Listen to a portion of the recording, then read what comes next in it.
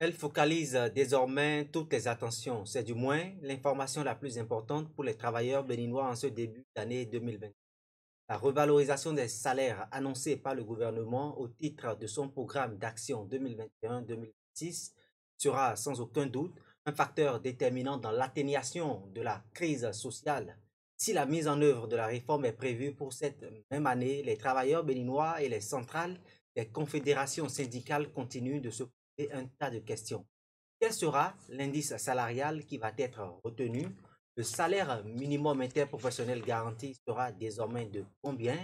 Bonjour à tous et bienvenue dans le carré politique qui retrouve ses plateaux habituels après s'être délocalisé le jeudi 30 décembre dernier à Azalaï Hôtel de Côte à l'occasion de la 10e édition de Kaléidoscope. Avec moi ce matin en plateau pour le débat, deux professionnels des médias, Sergino Lepou, directeur de publication bien vivre d'Afrique, Sergino, et heureux de vous retrouver ce matin.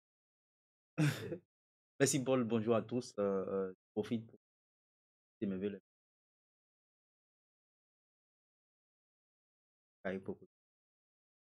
Face à vous ce matin, Dios Tchacha, qui est le directeur de rédaction. Dios, bonjour. Bonjour, heureuse année à la même occasion. Pour le débat. Avec vous, nous aborderons également les sanitaires et sécuritaires auxquels le chef de l'État a conduit. Avant tout ceci, voici les noms.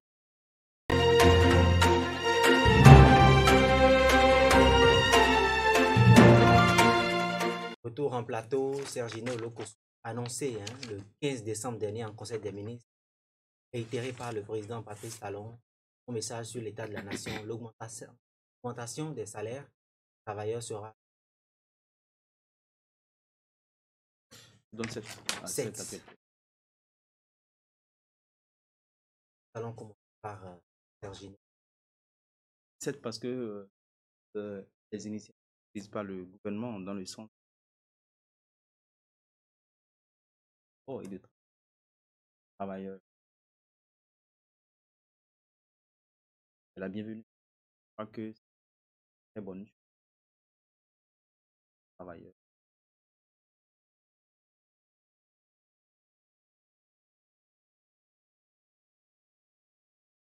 C'est la joie quand on parle les conférences. Cette a été également accueilli par travailleurs quand même relevé. Parce que le contexte, le contexte a changé, le contexte économique. On parle de la cherté. Et donc, les travailleurs également veulent souhaitent qu'il y ait augmentation de salaire pour faire face à ces charges qui ne cessent d'augmenter, on va dire. Quand vous prenez les services sociaux de base, l'eau, l'électricité, ça connaît pratiquement de mois en mois. On note qu'il y a une augmentation. Mais au niveau du salaire, le salaire n'augmente pas forcément. Donc, cette actualité, je pense qu'elle est la bienvenue. Ça va permettre aux travailleurs de souffler un peu. C'est vrai que ça ne va pas régler entièrement les problèmes ou le problème lié à la cherté de la vie. Mais c'est un début et je crois qu'il faut féliciter le gouvernement. Et il faut également que cette réforme qui est annoncée ne soit pas seulement pour les agents permanents de l'État, que ça aille également vers ceux qui sont dans le privé. Je crois que le gouvernement a dit qu'il contre avec le patronat pour permettre d'harmoniser les choses pour que tous les travailleurs puissent retrouver. Parce que quand vous prenez aujourd'hui les travailleurs du privé également, une grande il faut également penser à ceux qui sont dans le privé, c'est d'offrir les conditions maximales aux entrepreneurs, aux patrons de ces structures privées. Quand je parle des conditions, c'est-à-dire de leur faciliter un certain nombre de choses pour leur permettre de faire face également, d'augmenter également le salaire. Parce que augmenter cette somme-là, au lendemain, ça n'est pas du tout facile pour un chef d'entreprise. Pour l'État, c'est vrai, l'État s'exprime en milliards, mais le chef d'entreprise, ça n'est pas forcément la même chose. C'est une bonne chose, c'est des initiatives. Et ça entre comme gouvernement là-dessus souhaité déjà, quand vous prenez le budget qui a été voté, que c'est le budget total, le président de la République, lors de sa prestation de serment, a dit qu'il sera un mandat hautement. Je pense que donc offrir de jour en jour, on nous montre que bon, c'est du social à mon avis. Le social n'est pas forcément de distribuer de l'argent à tous les citoyens dans les coins de rue, mais c'est de mettre en place des initiatives qui vont permettre à tous les citoyens de, de sentir qu'il y ait une amélioration. Parce que quand on va augmenter ce salaire, c'est sûr que le panier de ces des agents permanents de l'État, de ces agents en général, va changer un peu, va quand même de revoir les Justement, choses. Just Chacha, vous Oui. avez cette forme relation.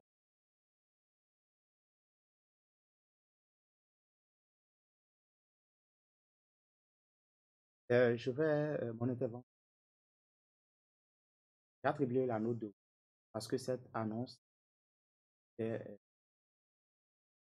travailleur de François du et tous attendaient l'annonce que la dernière revalorisation travailleurs que nous sommes, tout le monde souhaitait cet état de choses. Aujourd'hui, ce qui est observé sur le marché, c'est que toutes les denrées alimentaires, pratiquement, et la mesure, forcément, le gari pour les simples étudiants, pour les parents d'élèves, tous les Béninois à divers niveaux sentent quand même que il a de plus en plus la cherté de la vie. Donc, il était quand même de bon ton, il était normal, il était euh, juste que le gouvernement soit un peu plus à l'écoute des partenaires sociaux. Maintes fois déjà, les partenaires sociaux ont eu à réclamer que ça allait soit plutôt revalorisé. Et c'était normal que un bon chef de famille, que le chef de l'État procède à cette revalorisation. J'ai donné aussi la note 8 parce que je trouve que non seulement tant qu'il reste à faire, rien n'a été fait. Et les travailleurs ne peuvent qu'espérer que cette revalorisation se poursuive. J'ai aussi donné aussi la note de 8 parce que je trouve que c'en est une chose d'augmenter, de revaloriser les salaires, mais c'en est une chose aussi de contrôler la flambée des prix sur le marché. Parce que c'est pas parce qu'on procède à une revalorisation que forcément on se dira oui, la solution est tout trouvée, tout le problème est résolu. Non. Quand mon propriétaire, il faut le souffler, attend que forcément mon salaire a été revalorisé. Il pourrait augmenter Oui, le coût du loyer. la première des choses à quoi il pense, c'est aussitôt je rentre le soir, Monsieur Dios, voilà, j'ai appris que le gouvernement a C'est revalorisé pas ton salaire. systématique. C'est systématique, hein, il faut le dire.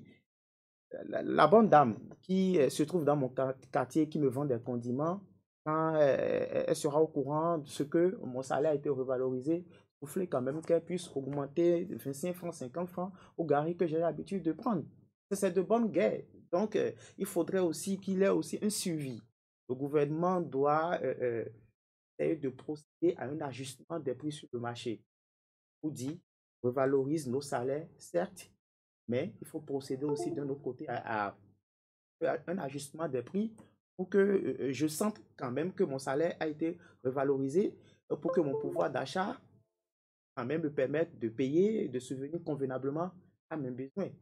J'ai aussi donné la note de 8 parce que je trouve que ça pouvait venir un peu plus tôt. D'être de l'avis de ceux qui pensent que cette réforme est tardive.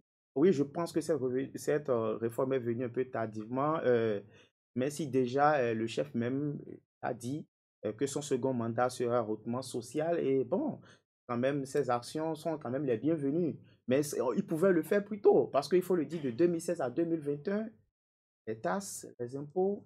hein. Nous allons y revenir. Sergino Locosso, dans le processus ayant qui devrait conduire à l'effectivité de cette augmentation, le gouvernement, par la voix de son porte-parole, a indiqué qu'un comité technique interministériel est en train de réfléchir sur les questions qui seront ensuite reversées aux partenaires sociaux, qui sont les organisations syndicales. Que ces derniers ont intégré des propositions qui seraient faites. Mais ces mêmes centrales syndicales aussi Bénin, TB. Ils ont déjà, par le canal des médias, fait des propositions. Il y en a qui ont appelé à une revalorisation du point d'indice 30% pour la COSI Bénin et de 50 à 100% hein, pour la CSTB. Ce qui justifie le manque de clarité. Non, c'est les centrales, c'est que ça n'est pas forcément les mêmes organisations. Chacun défend les intérêts des travailleurs. Vous Les mêmes savez, travailleurs. les mêmes travailleurs et l'ensemble des travailleurs sont affiliés à des centrales syndicales. Et on va dire comme ça, le syndicat a sa méthodologie, a ses approches, et ça peut ne pas être forcément la même chose. Je me demande, est-ce que sur les points qui ont été évoqués, il y a eu une réunion entre les syndicats, comme ils ont l'habitude de le faire. Quand il y a grève, ils semblent dégager un point commun. Ça n'a pas été forcément fait. Je crois que le problème ne se pose pas à ce niveau où quelqu'un a envoyé 30% ou 50%. Non, le problème, c'est au niveau du gouvernement. Ils font ces propositions. Ça revient maintenant au cas technique.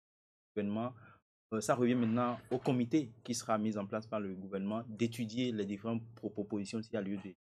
Bon, si le gouvernement déjà vu ce que lui a dans la caisse, parce que tout part de là, tout part des milliards qui sont dans la caisse. Parce que il faut vous dire que cette augmentation va créer quand même un certain nombre de coûts à l'État central. Et donc, il faut se préparer à tout ça. Moi, je pense que Est-ce que la je pense ligne qui que va servir à couvrir, va gérer cette augmentation déjà?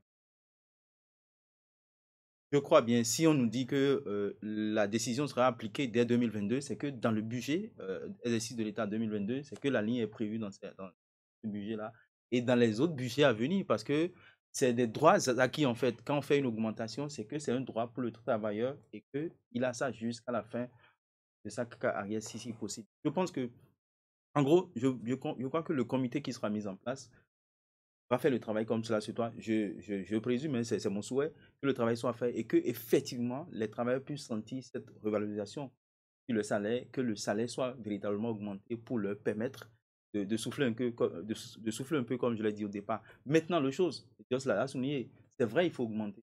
Mais il faut également que, c'est vrai, vous allez nous dire que nous sommes dans un, c'est du libéralisme sur le marché, c'est vrai. Mais l'État central, déjà qu'on nous parle de comité, et qui va regrouper un certain nombre de ministères, je crois que les ministères ensemble, les ministres, pardon, les autorités ministérielles ensemble peuvent trouver la formule pour que, oui, il y a augmentation, mais que dans le marché, qu'il n'y ait pas augmentation des denrées alimentaires. Sinon, on aurait augmenté pour rien. On aurait, enfin, donné, montré au peuple qu'on veut régler une situation et on en crée encore d'autres parce que quand la bonne dame du marché entend revalorisation, c'est qu'il y a augmentation, mais elle peut doubler le prix. Aujourd'hui, c'est ce à quoi nous assistons. Moi, dans les périodes de fête, les bonnes dames m'ont dit telle denrée qui était à 4 000 a doublé pratiquement de prix. Parce que la demande est forte. Elle est forte sur le marché. Maintenant, non seulement la demande est forte, quand la bonne dame elle est informée, quand vous allez à Tokpa, par exemple, quand vous allez dans les marchés du pays, elles ont souvent leur radio à côté. Elles captent souvent les radios locales où on parle le fond, où on parle d'Indi, où on parle de Bariba, où on parle les langues, qu'elles comprennent et que l'information relaie dans ces langues-là. Et quand elle est informée, c'est que, il y a eu augmentation de salaire, elle peut augmenter le prix comme l'a dit Dios. Maintenant, c'est de pouvoir mettre en place le comité, d'étudier véritablement pour qu'il n'y ait plus cette divergence de prix où quand tu vas sous un hangar X, le prix c'est un prix qui est fixé. Quand tu vas dans un autre hangar, c'est un autre prix qui est fixé. Dans l'ensemble, je pense que le gouvernement qui est là actuellement, je sais qu'ils vont faire les choses comme cela se doit pour que ça puisse véritablement se ressentir, que le travailleur, quand il y aura augmentation, qui n'est pas encore à faire face à d'autres charges qui vont peut-être dépasser et il va dire pourquoi on a augmenté. On savait, on allait laisser. Donc je pense que le gouvernement va essayer de faire les choses comme cela se doit. C'est un mandat hautement social. On attend de voir, on attend que la mesure soit appliquée et on attend maintenant le retour de ces agents qui vont bénéficier de ces mesures-là parce que ils nous feront un retour, ils diront si ça a été effectivement appliqué. Maintenant, quelles sont les conséquences, les incidences de cette mesure-là? On fera le débat. Dios Chacha, je vais me tourner maintenant vers vous. Vous l'avez certainement suivi. Le gouvernement a indiqué qu'à la fin des travaux, que le comité interministériel que les résultats seront reversés au syndical, qu'elle puisse donner leur avis. Peut-être que ces derniers sont plus proches des travailleurs, que vous ne trouvez pas qu'il serait mieux que on les associe au. Je pense qu'il est de bon ton que les partenaires sociaux soient aux travaux quant à la revalorisation. Mais je pense que la démarche, la méthodologie du gouvernement a toujours pas confiance et préparation. Ne jamais mettre la charrue. Il faut d'abord savoir le nombre de viandes dans la sauce, pour voir quelle viande, la quantité qui reviendra à chacun. Donc, je pense que c'est ce travail que veut essayer de faire en amont le comité interministériel qui sera mis en place pour trouver les solutions Qui est qui est déjà déjà à pied d'œuvre, actif. Ouais. actif. Donc, je pense que c'est pas encore tard. Le gouvernement, les partenaires sociaux ont toujours reproché au gouvernement le fait de ne pas les associer à toute réforme, quand des décisions, des mesures veulent être prises. Les partenaires ont souvent jugé d'être souvent écartés. Je pense que le gouvernement a la chance, mais a déjà, je dirais, déjà corrigé les choses depuis un certain nombre de temps. On voit que bon, les partenaires sociaux, quand il s'agit de prendre des décisions, de prendre des mesures, sont associés, le travail est fait en commun accord avec eux, les décisions, les travaux, quand même on peut dire euh, en toute sincérité que ça a été pris de commun accord. Donc, c'est déjà un pas. Ce qu'on va plutôt demander au gouvernement, moi j'aurais souhaité plutôt que le comité ministériel, les centrales syndicales et autres puissent travailler réellement Le conseil. de concert pour qu'on sente que la revalorisation salariale qui sera une réalité, une effectivité dans les mois à venir soit vraiment acceptée par tous. Parce qu'il serait vraiment préjudiciable pour les partenaires sociaux, pour les travailleurs, que cette revalorisation qui aura lieu ne soit pas à la hauteur des attentes. C'est de ça Justement, il est parce que question. quand on suit par exemple la COSI Bénin parle de 30%, Oui, alors que la CSTB parle de 50, même plus. oui. Et si à la fin des travaux, Chaque centrale et confédération syndicale a sa méthodologie. La COSI Bénin est plutôt dans une approche minimaliste. Ils ont demandé 30%, c'est déjà le minimum, le plancher. L'autre a demandé le plafond. On connaît la CSTB de Assaman, on sait comment cette confédération fonctionne dans le jeu. C'est toujours avoir le pain, le beurre, même le couteau, tout ensemble. vous avez certainement suivi cette sortie que Kassa Mampo, dont vous Oui, venez de citer le nom, oui, a effectivement. effectué mardi Oui, dernier. oui, Il a, il a, il a indiqué que le gouvernement n'a pas associé les travaux ayant conduit à l'installation oui. interministérielle et que peut-être qu'eux, ils sont plus proches des travailleurs, pas vrai, dans les travaux de. Et je pense qu'il sera satisfait à la fin du processus, parce que c'est un processus qui est en place. Il faut plutôt dire au grand frère Kassaman pour que le gouvernement, ils n'ont pas eu besoin de faire des grèves avant que cette revendication ne soit satisfaite. Ça, il faut le dire. Donc, il n'a qu'à se calmer, être à l'écoute et savoir que le chef de l'État est à l'écoute des partenaires sociaux, de la population et un travail sera fait. Il faudra rappeler à Kassaman. Le plus important aujourd'hui pour les travailleurs, c'est savoir qu'à la fin des travaux du comité ministériel, en collaboration ou en coopération avec les partenaires sociaux, le salaire sera augmenté, sera valorisé. Et c'est de ça il est question. C'est plutôt ça qu'il faut prendre en compte. Oui, c'est tout. Sergino Lokosu, le gouvernement va cette réforme, mais il devra aussi prendre en compte les questions de capacité de stabilité. Est-ce que parce qu'il faut augmenter les salaires, créer la caisse de l'État? Là, je fais référence au monde.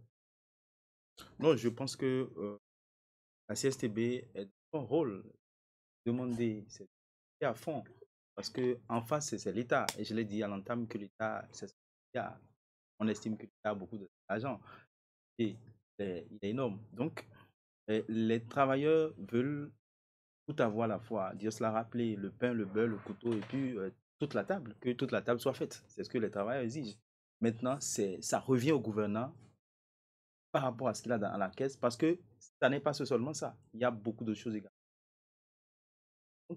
Il y a d'autres paramètres de la gouvernance. Ce n'est pas seulement la révélation du salaire. En dehors de la révélation du salaire, il faut qu'il y ait des routes, il faut qu'il y ait des écoles, un peu partout, des hôpitaux un peu Ça va partout. être, ça va être Donc, la fin, ça va être la fin de cette émission. Dos Chaka.